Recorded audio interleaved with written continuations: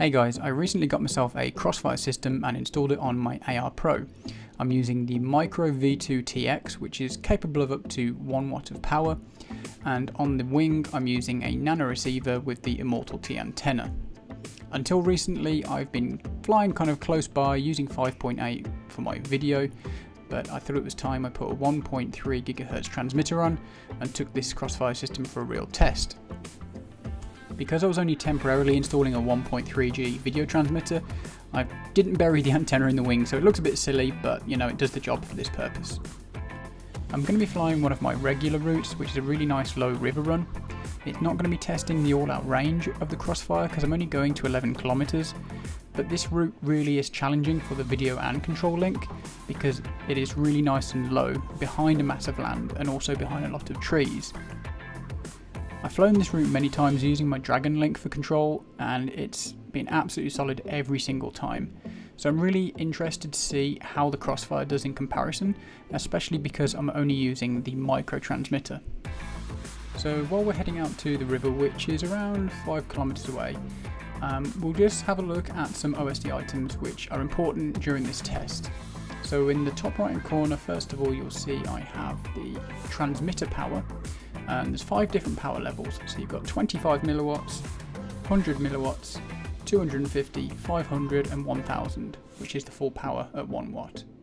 Just below this we have the link quality, which is kind of split into 2 pieces of information. So you have the RF mode, which is the first digit, and then you have the percentage, which is the link quality itself. The RF modes are a Crossfire thing. There are 3 of them, so you're 0, 1 and 2, 0 being the worst, 2 being the best. Mode 2 is 150 Hz, it's the best link with the lowest latency, but you should only really expect to be in RF mode 2 when you're kind of quite close to home. Mode 1 is 50 Hz and it's higher latency, but it's much more reliable. I don't notice any difference in latency, but maybe this is just more applicable to the quad pilots, I'm not too sure.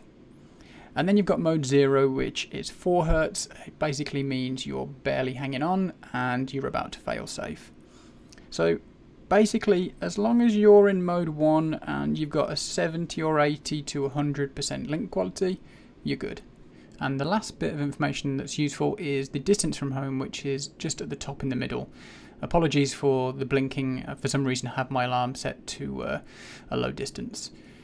Anyway, we're just about to hit the river, so let's see how this Crossfire performs.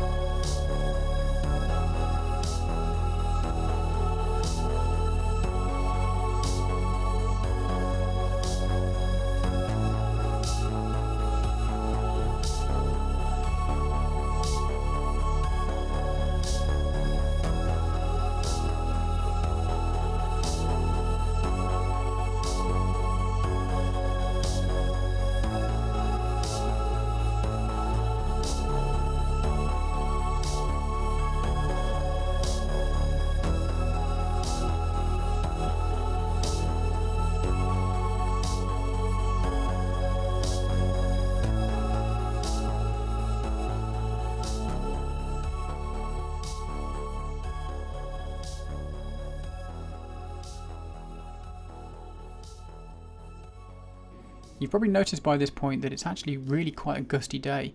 The wing's getting bounced around quite a lot, but the Osmo Action is doing quite a good job with its rock steady of kind of smoothing that out. So far you can see we've been up to 1000 milliwatt for quite a lot of the low run when we've gone behind the trees and behind the hills, but the link quality has stayed pretty good, so I've been pretty happy so far.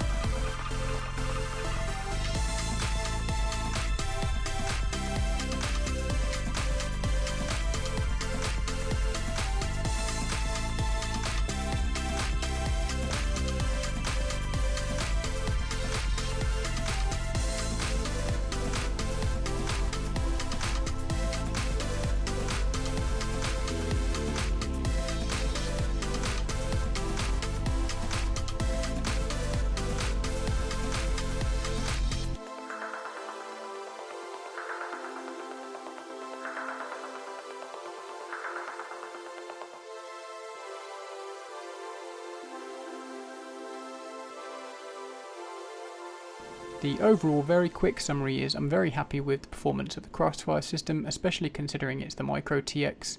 There's definitely no need for me to get the 2-watt version. The RSSI dropped as low as 76% as far as I could see, but it must have dropped briefly to 73 as per the summary screen. Thanks for watching.